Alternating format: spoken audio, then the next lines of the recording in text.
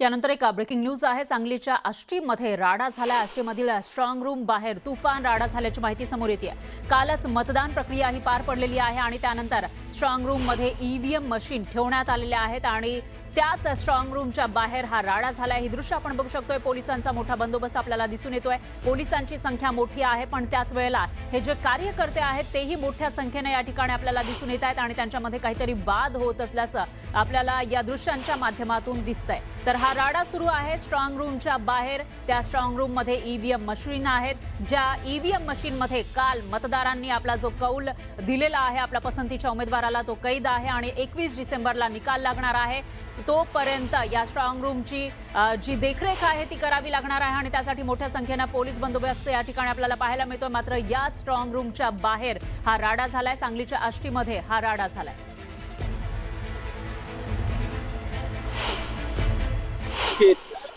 काल दिलेल्या संध्याकाळच्या रिपोर्टमध्ये एकूण मतदान ज्या झालेल्या रिपोर्टमध्ये 33,328 वोटर्स हे त्यांनी एकूण दिलेले होते।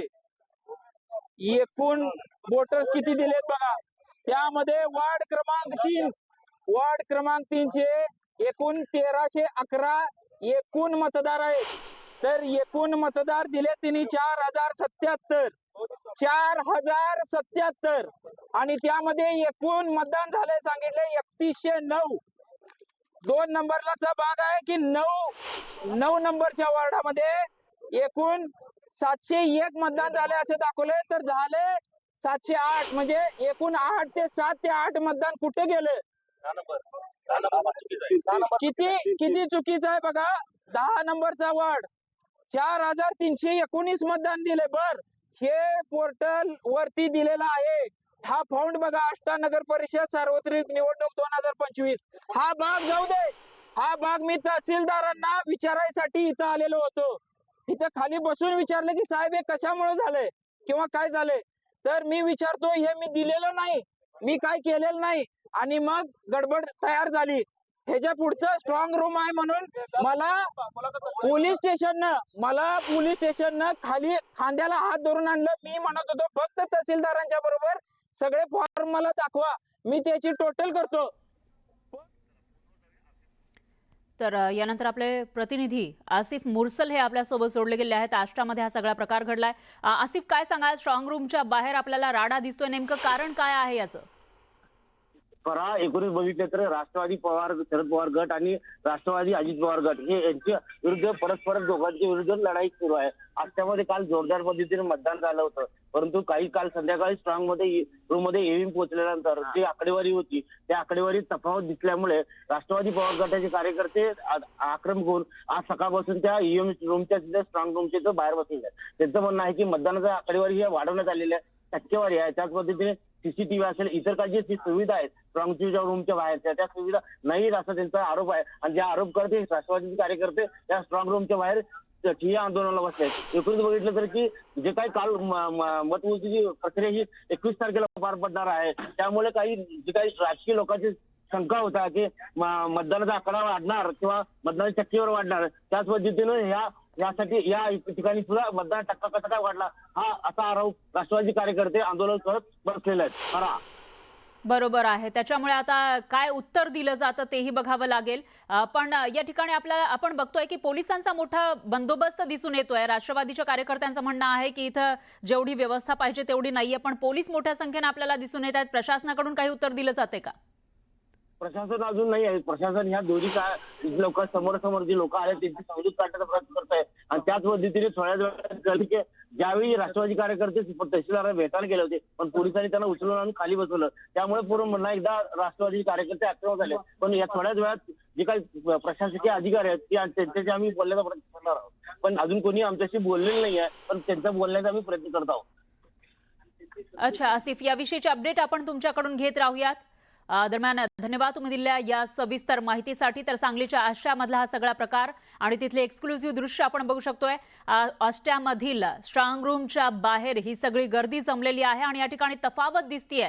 ज्या पद्धतीने मतदान झालेलं होतं, शेवटच्या क्षणी जी आकडेवारी सांगण्यात आली आणि त्यानंतर आलेली जी आकडेवारी आहे यामध्ये तफावत आहे। ही तफावत कशी काय आली असा प्रश्न या ठिकाणी विचारला जातोय पवार गटाकडून आणि त्यामुळेच इथं राडा झाल्याची माहिती समोर आली आहे। दरम्यान इथं पवार विरुद्ध पवार गटाचे जे कार्यकर्ते आहेत ते जमल्याचं आपल्याला पाहायला मिळत आहे। सांगलीच्या आष्ट्यामधली स्थिती आपण बघतोय। पोलिसांचाही मोठा फौजफाटा या ठिकाणी आहे आणि बरोबर स्ट्रॉंग रूमच्या बाहेर हा सगळा राडा झाल्याचं दिसून येत आहे। तर स्ट्रॉंग रूम ज्या ठिकाणी ईव्हीएम मशीन ठेवलेली आहे त्या स्ट्रॉंग रूमची व्यवस्थितपणे काळजी घेतली जात नाहीये, म्हणावं तसा बंदोबस्त नाहीये असा आरोप सुद्धा या ठिकाणी करण्यात आलेला आहे। त्यामुळे प्रशासन आता यामध्ये काय स्पष्टीकरण देणार ते बघावं लागेल। सध्या तरी या ठिकाणी जे कार्यकर्ते आपापसात मध्ये भिडलेले आपल्याला पाहायला मिळत आहेत किंवा वाद घालताना दिसत आहेत, त्यांची समजूत काढण्याचा प्रयत्न इथले प्रशासकीय अधिकारी करताना दिसून येत आहेत। त्यामुळे पुढे नेमकं काय होणार याकडे लक्ष आहे। मतदान टक्केवारीवरून शरद पवारांचे कार्यकर्ते हे आक्रमक झाले आहेत। सांगलीच्या आष्ट्यामधला हा सगळा प्रकार आहे।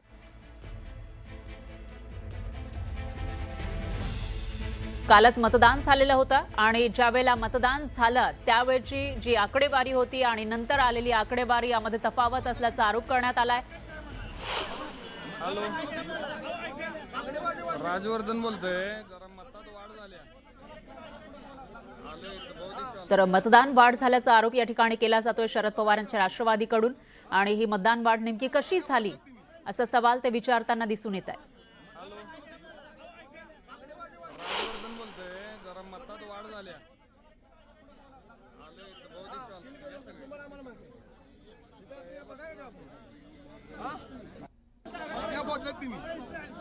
तर सांगलीच्या आष्ट्यामध्ये हा सगळा प्रकार घडलेला आहे। या ठिकाणी आपण बघू शकतोय मोठ्या संख्येनं कार्यकर्त्यांची गर्दी आपल्याला पाहायला मिळते। विशेष म्हणजे शरद पवारांच्या राष्ट्रवादीचे हे कार्यकर्ते आहेत आणि यावर प्रतिक्रिया देण्यासाठी सदाभाऊ खोत हे आपल्यासोबत जोडले गेले आहेत। सदाभाऊ खोतजी, आपण बघतोय या ठिकाणी मोठ्या संख्येनं कार्यकर्ते जमलेत आणि त्यांचं असं म्हणणं आहे की मतदान वाढ झाली आहे।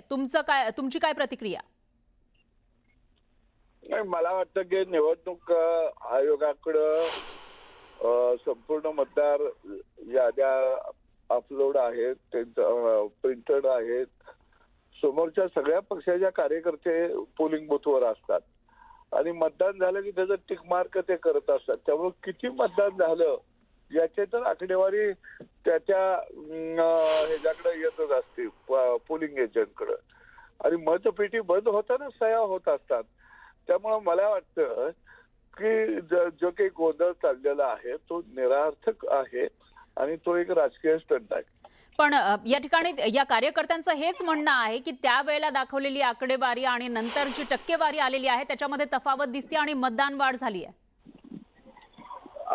कसं आहे की त्यावेळेची आकडेवारी दाखवली जाते, तिथं प्रत्यक्षात सह्या केलेल्या असतात समोर, एवढं मतदान झालं आणि एकूण बेरीज एवढे, ती आकडेवारी चेक करावी त्यांनी, नंतर ह्या सगळ्या अफवा असाव्यात असं मला वाटतं। पण आता जी प्रतिक्रिया आपल्याकडे येत आहेत त्यानुसार तफावत आहे, जी शेवटची आकडेवारी होती आणि नंतर जी आकडेवारी समोर आली आहे त्याच्यामध्ये तफावत आहे आणि तेही मतदान वाढ झाली असा आरोप ते करतायत।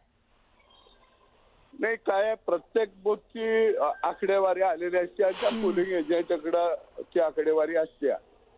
त्यामुळे ते बसावं निवडणूक निर्णय अधिकाऱ्याने आणि पोलिंग बूथ ची बैठक घ्यावी आणि काय आहे नेमकं ते त्यातून तुमचा मुद्दा लक्षात आला आहे सदाभाऊ खोत, धन्यवाद। तुम्ही न्यूज 18 लोकमतशी बोललात त्याबद्दल। यानंतर शरद पवारांच्या राष्ट्रवादीच्या विद्या चव्हाण आपल्यासोबत जोडले गेले आहेत। ताई, नेमकं काय म्हणणं आहे शरद पवारांच्या? तुमच्या राष्ट्रवादीचे कार्यकर्ते या ठिकाणी आक्रमक झाल्याचं आपल्याला दिसतंय, तुमच्यापर्यंत याविषयीची माहिती पोहोचली आहे?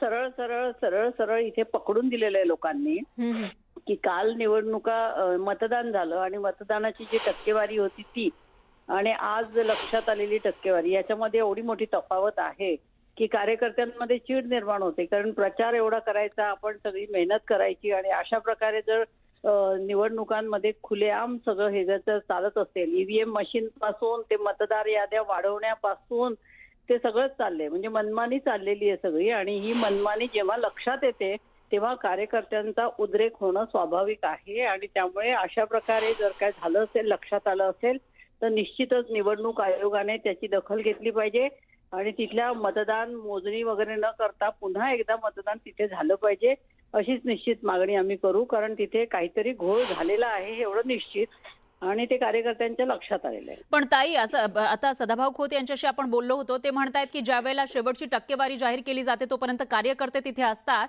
आणि त्यांची सही सुद्धा घेतली जाते, दोन्हीकडचे कार्यकर्ते असतात, हा फक्त स्टंट आहे असं ते म्हणतायत. सदाभाऊ खोत काही झालं तरी ते भाजपचेच आहेत, त्यामुळे ते त्यांच्याच बाजूने बोलणार आहेत. आता सगळं काही जे काय झालंय ते भाजपला आयतं ताट वाढून मिळालेलं आहे, त्यामुळे ते फक्त खायला बसलेले आहेत. त्यांना त्याचं काही देणं घेणं नाहीये. या देशातली लोकशाही जर टिकवायची असेल तर मतदार प्रत्येक मतदारसंघातली निवडणूक ही पारदर्शकतेने व्हायला पाहिजे आणि ती पारदर्शकता नाहीये. टक्केवारीमध्ये कसा काय फरक पडेल याचं तर सदाभाऊ खोतने सांगितलं पाहिजे ना. टक्केवारी कशी काय बदलू शकते? आणि तिकडे जे बसलेले जे असतात व्हॉलेंटियर, त्यांच्या हातात काहीच नसतं. तिकडे मला माहितीये ना, मी अनेक निवडणुकांमध्ये बघितलेलं आहे की सगळा सावळा गोंधळ चालतो आणि आता तो या 2014 पासून हे सुरू आहे. 2019ला पण निदर्शनास आले, आता पण आले. अनेकदा हे जे घोळ होत आहेत ते घोळ म्हणजे ह्या देशामध्ये आता लोकशाही संपत चाललेली आहे, त्याचंच हे प्रतीक आहे. पण स्ट्रॉंग रूमच्या बाहेर एक मोठा फौजफाटा नाहीये किंवा जेवढी गरज आहे तेवढे सगळी दक्षता घेण्यात आलेली नाही असाही आरोप केला जातोय. तर तुम्ही या सगळ्यांविषयी निवडणूक अधिकाऱ्यांकडे तक्रार केली आहे? हे सगळं शक्यच नाही आहे, कारण आता मला वाटतं 8 तारखेपासून पुन्हा अधिवेशन संसदेचं सुरू झालंय. आपलं विधान भवनचं सभेचं पण सुरू होतंय महाराष्ट्र राज्याचं आणि अधिवेशन नागपूरला आहे, त्यामुळे तिकडे पोलीस बंदोबस्त नेणार. इथे प्रत्येक मतदारसंघाच्या जिथे जिथे स्ट्रॉंग रूम आहे तिथे पोलीस बंदोबस्त कसं काय देणार आहे काही कळत नाही. सगळा सावळा गोंधळ या सरकारचा चालू आहे आणि तो त्यांना भावणार आहे. तुमचा मुद्दा लक्षात आला आहे. दरम्यान धन्यवाद, तुम्ही न्यूज 18 लोकमतशी बोललात त्याबद्दल. काँग्रेसचे नेते सतेज पाटील आपल्यासोबत जोडले गेले आहेत. सतेज पाटील, आपण बघतो या ठिकाणी राडा झालेला आहे सांगलीच्या आष्ट्यामध्ये, तुमचं काय म्हणणं आहे या सगळ्याविषयी? नाही, मला वाटतं एकूणच भोंगळ कारभार निवडणूक आयोगाचा आणि सरकारच्या आरोंचा आहे. माझं सातत्यानं म्हणणं आहे, आरो हे सरकारचे आहेत आणि ते सरकारच्या दबावाखाली काम करतात. आता पुढच्या बाजूला जर माणसं आकडेवारी तुम्हाला व्यवस्थित मागत असतील तर त्यांना दिली पाहिजे. तुम्ही आकडेवारी जाहीर करताना एक करता आणि नंतर दुसरी जाहीर होते. मला वाटतंय मॅनिप्युलेशन्स ऑफ इलेक्शन्स म्हणजे लोकशाही धोक्यात आणण्याचं काम या घटनेवरून या ठिकाणी होते. लोकांचा मतदानावरचा विश्वास उडेल. उद्या या लोकशाहीमध्ये मतदान करायचं का नाही अशी शंका लोकांच्या मध्ये निर्माण होईल आणि ते वातावरण आता आष्ट्यामध्ये जनतेचा जो उद्रेक झालाय त्याला कोण समोर जात नाही. आरो तिथं जात नाही, जिल्हाधिकारी जाऊन सांगत नाहीत की बाबा ही तुमची शंका अशी आहे, त्याचं उत्तर हे आहे. म्हणजे एकूणच सावळा गोंधळ आणि यातून स्वतःचा फायदा कसा करून घ्यायचा हा प्रयत्न सत्ताधाऱ्यांचा प्रामुख्यानं दिसतोय. पण आता आपण सदाभाऊ खोत यांच्याशी बोललो होतो, ते म्हणतात की शेवटपर्यंत दोन्हीकडचे कार्यकर्ते तिथे उपस्थित असतात, त्यांच्या सह्या घेतल्या जातात. मग तुमचं काय म्हणणं आहे, नेमकं कशामुळे ही टक्केवारी वाढली असेल किंवा कधी वाढली असेल, काय अंदाज आहे तुमचा? म्हणून माझं म्हणणं आहे की विधानसभेला लोकसभेला 17C फॉर्म आपण जसा भरून घेतो तसे हे फॉर्म आता गेले असतील. उपनगराध्यक्ष किंवा तिथले लोक काय म्हणतात, आम्हाला दाखवा ना, तुम्ही आमच्या सह्या झालेलं दाखवा, तुमचं मतदान कसं कमी झालं किंवा आकडेवारी कशी चुकली हे पटवून द्या. परंतु आता राज्यात निवडणुका कशा झाल्या हे आपण बघितलं. संतोष बांगरांसारखा आमदार जाऊन आत मतदान करून घेतो, अजून त्यांच्यावर गुन्हा दाखल झालाय का, अजून त्यांच्यावर काही कारवाई केली आहे का? ते स्वतःचं मतदान मोबाईल मध्ये गुन्हा त्यांच्यावर दाखल झालेला आहे, संतोष बांगर यांच्यावर. कारवाई काय म्हणजे ते एवढा उद्रेक झाल्यावर गेला तिथं आरोनी ताबडतोब का त्यांना थांबवलं नाही? तिथं निवडणूक अधिकारी त्या रूम मध्ये होता, त्यांनी सांगायला पाहिजे होतं तुम्ही जाऊन पुढे जाऊ नका. आम्ही ज्यावेळी मतदानाला सामान्य माणसं जातात त्यावेळी पुढचा मतपेटीतला माणूस बाजूला आल्याशिवाय तिथं जवळ जाता येत नाही. मग ते स्वतः तिथे गेले म्हणजे किती दहशत त्यांची त्या अधिकाऱ्यांच्यावर त्या ठिकाणी आहे. आता गुन्हा झाला म्हणजे फक्त दाखवण्यापुरता गुन्हा दाखल झाला, परंतु एकूणच चित्र बघितलं सत्ताधाऱ्यांचं तर लोकशाही मोडायचं काम ही मंडळी करतात. तुमचा मुद्दा लक्षात आला आहे. दरम्यान धन्यवाद, तुम्ही आमच्याशी बोललात त्याबद्दल. यानंतर बावनकुळे बोलतायत, आपण थेट जात आहोत.